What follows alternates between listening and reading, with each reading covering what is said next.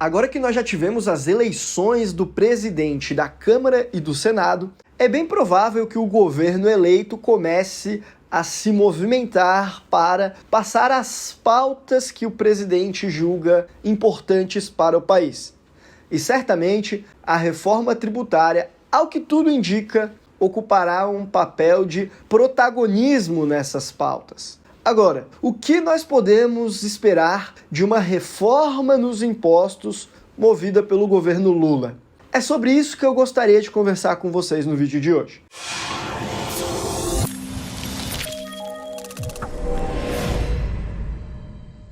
Pessoal, eu me chamo Guilherme e a Capital Global é uma empresa especializada em estratégias de internacionalização, razão pela qual aqui no YouTube nós conversamos de assuntos relacionados a abrir empresas e contas bancárias no exterior, segunda nacionalidade, residência fiscal e por aí vai. Eu, Guilherme, particularmente também sou advogado, então eu me sinto um pouco confortável em tecer alguns comentários sobre outros assuntos que envolvem legislação. Então, querendo ou não, acredito que eu tenha alguma coisa a contribuir quando o assunto é reforma tributária também. E hoje eu vou querer conversar com vocês sobre os dois principais projetos de reforma que estão no Congresso Nacional atualmente.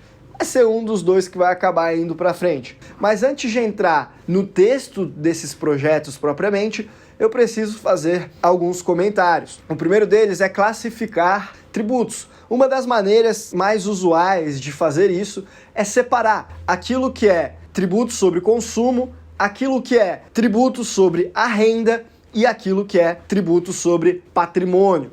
Tributo sobre consumo é aquele que está embutido no preço de tudo que você compra. Então você vai comprar lá, sei lá, uma lata de refrigerante, você comprou um imposto e de brinde veio um refrigerante. Porque dentro daquilo lá tem os impostos sobre consumos, os tributos. E os mais falados são o IPI, que é o Imposto Federal sobre Produtos Industrializados, eventualmente o Imposto sobre Importação. A gente tem também o ISS, quando se tratar de serviço que você consome, que é o Imposto Municipal, Imposto sobre Serviços. Nós temos o ICMS, que é o Imposto de Circulação de Mercadorias e Serviços, que é estadual. Nós temos o PIS e a COFINS. Resumindo, ICMS, IPI, PIS, COFINS e ISS são os tributos sobre consumo mais falados, aqueles que estão embutidos de tudo aquilo que você consome. Aí, imposto sobre a renda, a gente tem o imposto de renda, pessoa jurídica, pessoa física, tem lá a tabela Carnê-Leão, vai até 27,5%. E nós também poderíamos ter os impostos, tributos sobre propriedade. Na Constituição tem previsto lá imposto sobre grandes fortunas, que é o fato do cara ter dinheiro, aí o Estado quer cobrar mais imposto dele só porque ele tem dinheiro. Também tem outros tipos de impostos sobre propriedade, como o IPTU, de imóveis urbanos, e o ITR, de imóveis rurais, ou ainda o IPVA sobre o seu carro. Então, já falamos sobre as três classificações de impostos, que são os tributos sobre o consumo, o tributo sobre a renda e o tributo sobre o patrimônio. E por que eu resolvi falar de tudo isso antes de entrar na pauta reforma tributária? Porque o governo sabe que alguns desses tipos e modalidades de tributo são mais fáceis de você mexer do que outros. O lobby, a pressão política é feito de maneira diferente.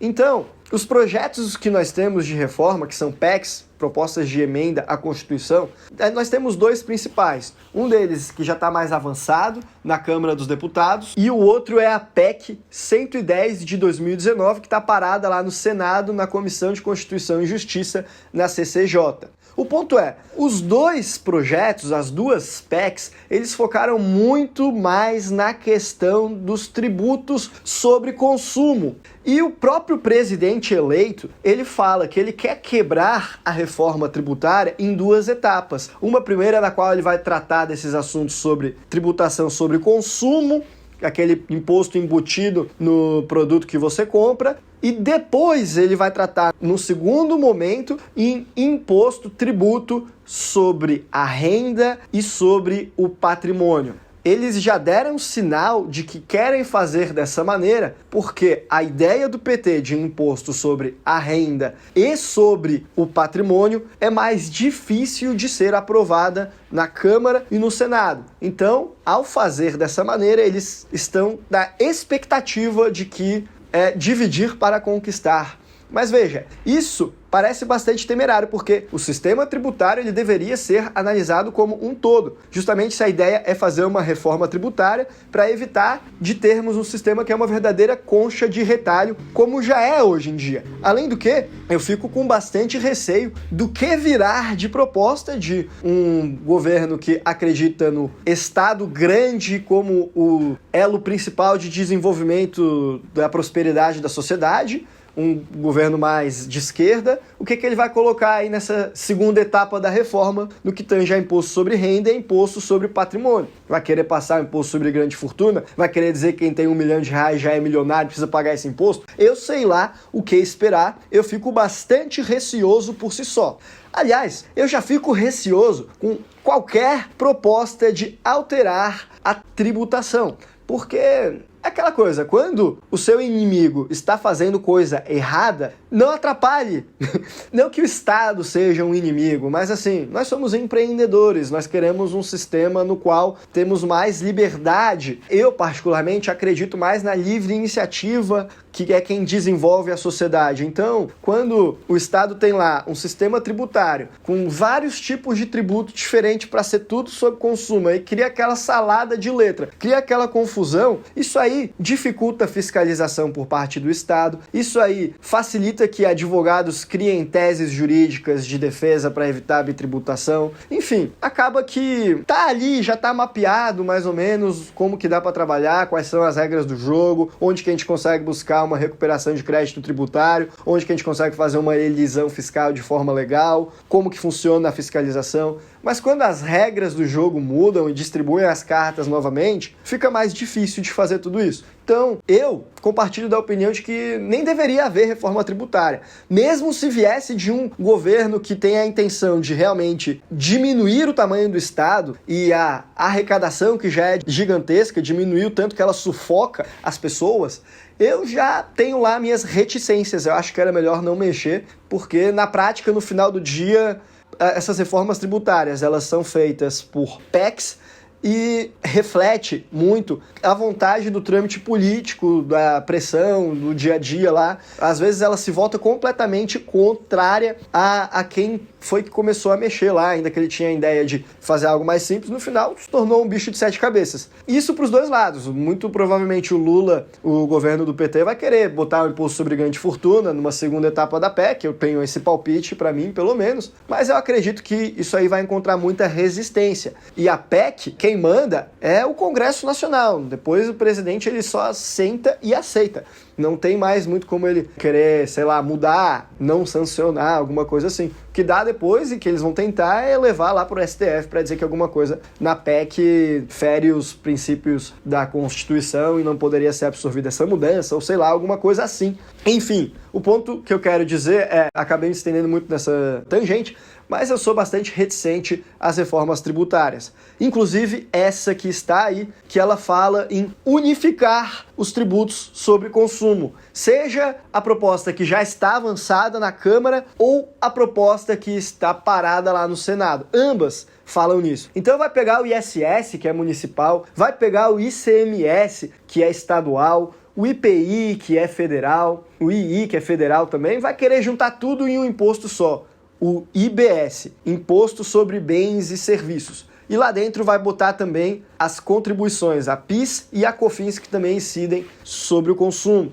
E a ideia aqui é unificar para poder facilitar a cobrança, dizendo que vai trazer uma maior celeridade. Mas, na minha opinião, isso é muito ruim porque impede, por exemplo, que os estados e os municípios que desejam atrair empresas diminuam, respectivamente, o ICMS, o ISS, para atrair empresas de outros lugares para lá. E é justamente isso que eles querem evitar que aconteça com essa proposta de Constituição. Eles falam que isso é algo ruim, essa competitividade. Eles apelidam isso de guerra fiscal, fazem todo um malabarismo semântico para dizer que isso aí atrapalha o desenvolvimento do país e que isso precisa ser combatido. E aí, unificando tudo em um imposto só, aí não tem como. E para quem vai ficar esse imposto? Bom, a princípio, eles vão cobrar ali pela União, mas a repartição dos valores cobrados vai ser repartido na devida proporção que é hoje. Então, sei lá, no imposto sobre consumo, se X acaba sendo ISS, que vai para o município,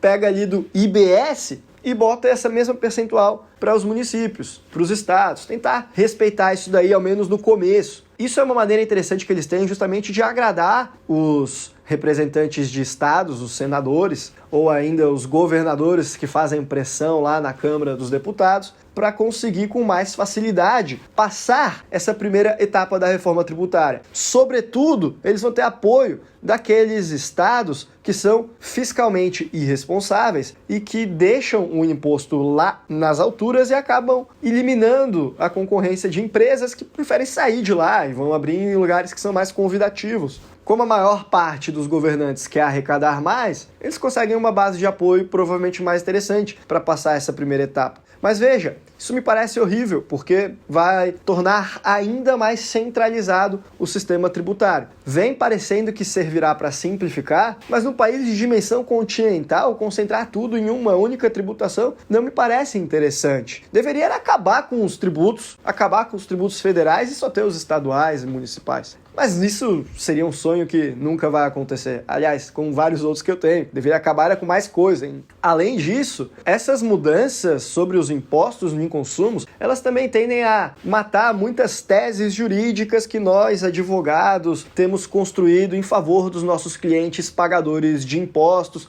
algumas isenções fiscais já consolidadas. Por exemplo, você que é desenvolvedor de software e trabalha prestando serviços para o estrangeiro, exportando serviços, portanto, não precisa pagar ISS, você é isento e, dependendo do caso, consegue a desoneração do PIS e da COFINS também. Mas se a gente tiver só um tributo sobre o consumo que engloba lá ISS, PIS, COFINS, IPI e tudo mais, você vai conseguir pleitear essa desoneração? Vai ser parcial? Ou é um tributo novo e aí não há mais que se falar disso daí? Quer dizer, fica um tanto quanto temerário. Era melhor não mexer no time que está perdendo.